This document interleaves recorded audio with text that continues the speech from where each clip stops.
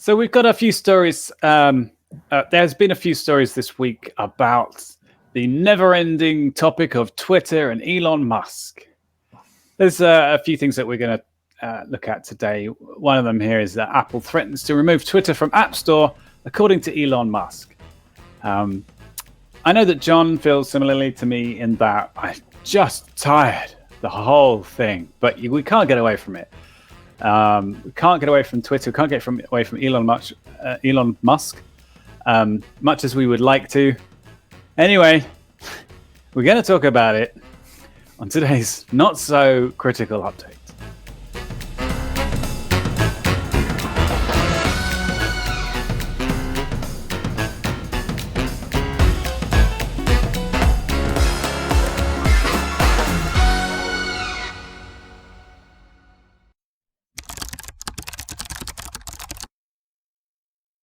Is that all the enthusiasm you can muster, Peter? I'm sorry. Look, it's before truly this whole not thing, a critical update.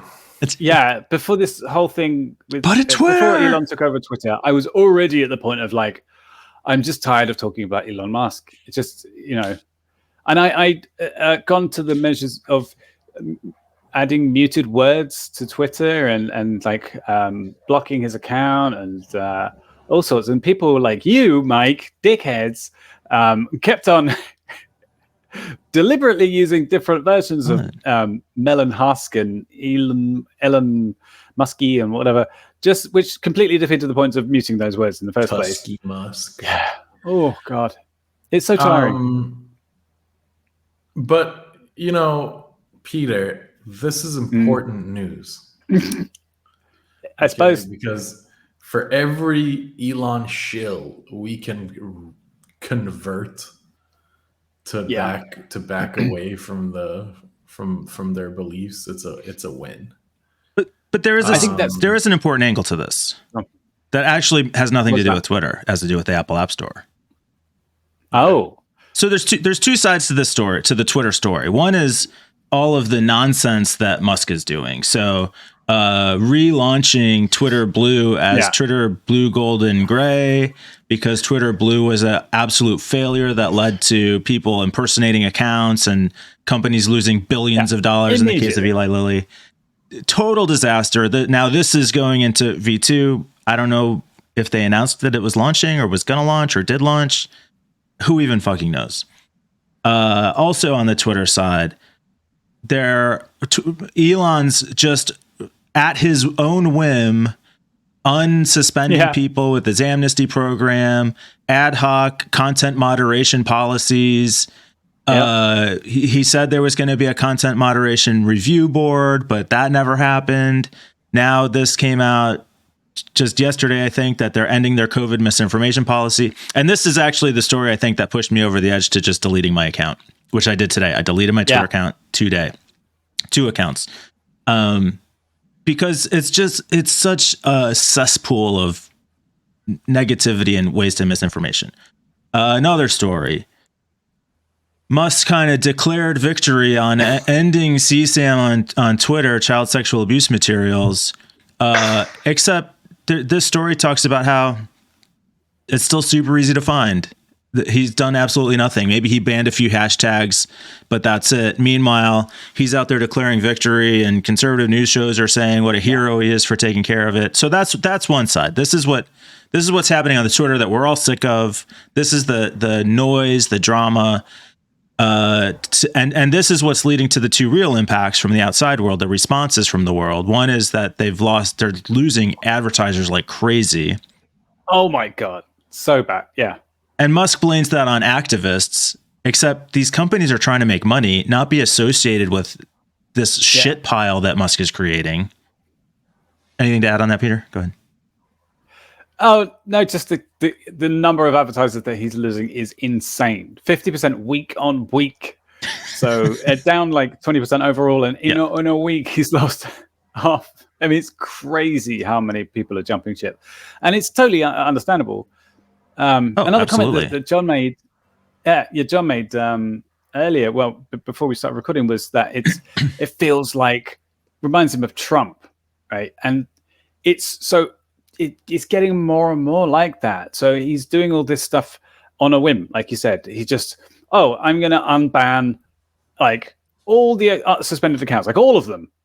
Marjorie Taylor Greene, Kanye West, Trump himself, and then it was like tens of thousands. He did this Twitter poll, and he said, "What was it? Vox Populi, Vox Dei, something like this." Is his so say the people, so says God, or something like that. Yeah, exactly. Smug little twat that he is. Yeah. But he's gone in and said, "Oh yes, well the people have spoken. The people have spoken. The people have spoken." Like, oh my god, the bots have Twitter spoken. Poll. Yeah, it was just a bot war basically. But I think so. So we're derailing a little bit. I wanted to go back all the way to the App Store.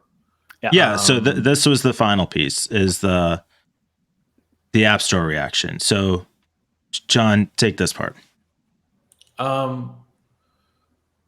So it's interesting because I was reading a few like threads on this, and some people speculate that Apple never threatened to. Musk is just setting the stage. Yeah, I don't think there's been any specific announcement from Apple. Official reports have not come out. This is just Elon creating a narrative.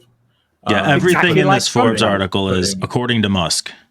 Yeah, because it's there's a few reasons he might be doing this. Maybe he got insider info that Apple is planning to do this, and they would have every right to, considering what Twitter is devolving into, with the anti-Semitic stuff and the bigotry. The list can go on and on. Anyway, so he's kind of setting the stage for Apple to become the bad guy already. He's jumping the gun in kind of like a PR stunt way. But I think that Apple does have a lot of power by basically not allowing side-loading applications. So it's a bigger issue here than losing Musk or losing the Epic Store or whatever, or losing Twitter, not Musk. When a social media platform decides they don't want someone on there, they can ban them. But I feel like it's kind of weird when a device chooses for the user what they get to access or not. This is the world we live in now. Sure, but not true entirely when you compare to, let's say, Android, where you are fully capable of side-loading applications. You don't have to use the Play Store. There are different types of app stores. If you know how to root the phone. Yeah. No, you don't need to root. No root. To sideload applications? Just developer mode? Just go install. You need to allow... Go install an APK. You need to change a few settings. Yeah, it's not as simple as going from the App Store. But it's allowed. I think that's the difference. True.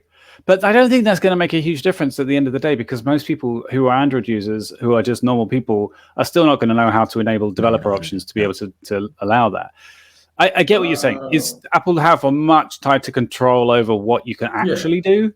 But I suppose that does make a sort of a difference. And yes, Musk is playing this up and trying to make Apple the bad guy, but Apple has had problems with this before. They've been through this to some extent, I think, with Facebook. Their policy about not allowing sales or 30% commission on sales from in-app that you can't bypass caused Google or Amazon, I guess, to stop offering in-app sales on the iPhone. You have to go to the website to make orders.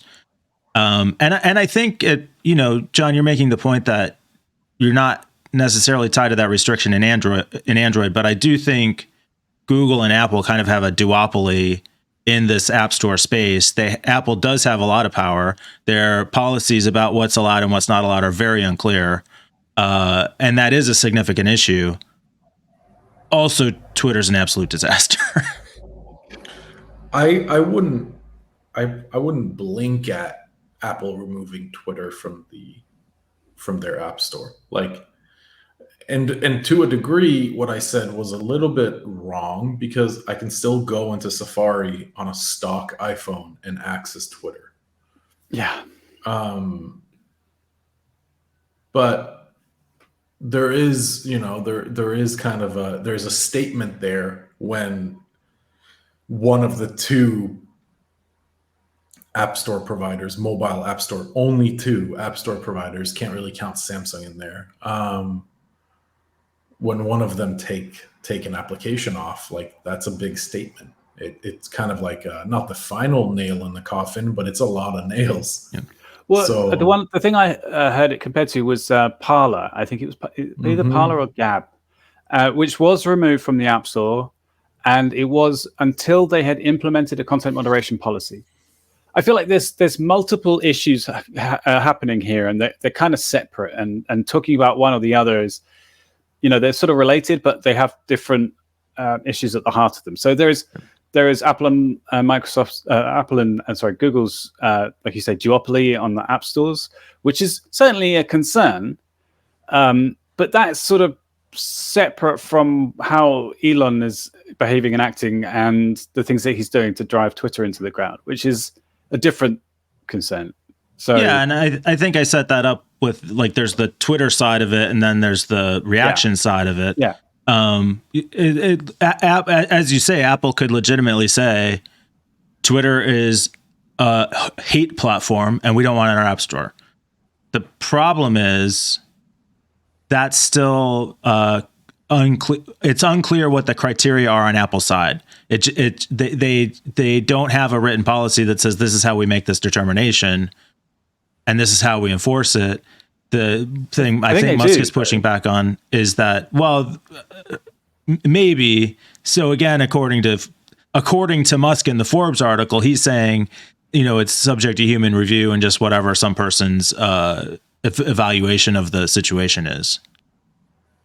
So there's just to try and play devil's advocate, right? They definitely have some guidelines or policies or rules, and there's definitely been situations where they've been, interpreted differently in different situations, which is kind of like, what the fuck are you doing it like this? And why does this app get banned that this one didn't, kind of thing. But would the alternative of having just a sort of Wild West of just install any app you like on your machine be better? Like, then they become Twitter.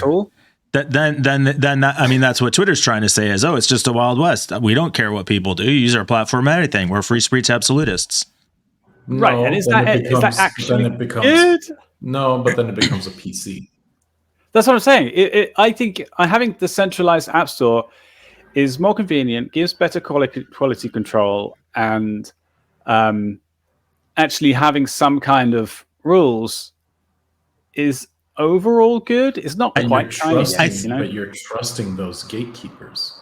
True. Yeah, the problem is that that decision is being made by a single for-profit private corporation with no oversight. Yeah. I kind of want to go back to hating on Elon Musk and Twitter because it's much more fun. And simpler. I again, this is Apple's platform. You're running Apple hardware, Apple software. They get to decide that. You signed up for it when you bought their device. This is common knowledge. This isn't something that's hidden. It's just how it is. No, I don't agree with that. I'm sorry. What do you mean? I don't think that's when people buy iPhones, they don't implicitly accept that Apple are going to have total control over what things can be installed on. They don't really realize that that's the case. It's just the App Store exists. I feel like that's just how it is, though. There's no app for that. You're right, but I don't think people are accepting that when they buy an iPhone. No, they're inherently accepting it. Okay. The acceptance is literally inherited. And what I mean by that is they might not think the same way I just laid it out. They're not going into the App Store and thinking, I know that Apple full well can remove an app at any point from their store. But if I go as an Apple user, as a simpleton, if I go into the Apple App Store and I type in Twitter and nothing shows up, there's no app for that. And then I move on. Yeah. And that's kind of been it's Apple's just- advantage for decades, that they control the hardware, they control the platform. Yeah. That's like their thing. I guess the only exception is their Mac OS, which still allows you to install things from the web For now. For now. And you can see that these operating system providers, Windows, I'm really looking at Windows here. They are trying their hardest to get into the App Store game with like the Windows They Store. wish they had as much control as Apple. And they're inching towards it. They are inching towards it. I keep running into this. Happened 5-6 times where I need an app and it's not available anymore on the site, and they say get this from the Windows Store, and I'm like, I don't fucking want to. Yeah, agreed. Okay. And it's funny how we kind of disassociate the two, where, it's not the same. It's a Windows machine, or it's different because I'm on Android. But that's not why it's different. It's just because of the execution. Apple 100%. Executed it the way they meant to. Yeah, from the start. And like you said, Microsoft only wishes they could have implemented it that well. I mean, back then it was just not possible because this is a decades old problem. Half a century old problem. Like, we used to get software one way, PC versus Mac, and then we got software another way, and then we got software another way. But every time it was independent sourcing. It was getting it on a floppy drive, or getting it on a CD drive, or a pain in the ass.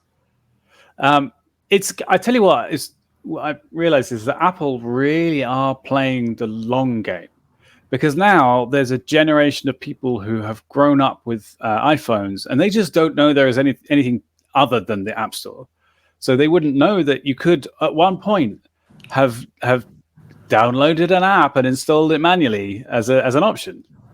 I would love to see, you just triggered something. I'd love to see the trend upwards of Windows users searching in the Windows search for App Store. Oh, man, it's like copying MP3s to an iPhone. Well, I had an iPhone for a while, and when I first got it, I spent weeks trying to find.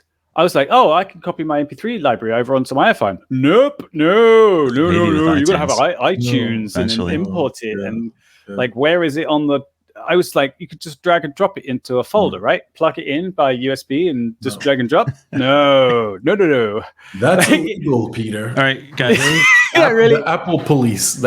We've got 6 more stories to record today, and we're approaching 20 minutes. So, sorry, I'm just going to mention one of the things that came up in our Discord server. Like and subscribe. Link to Discord in the description.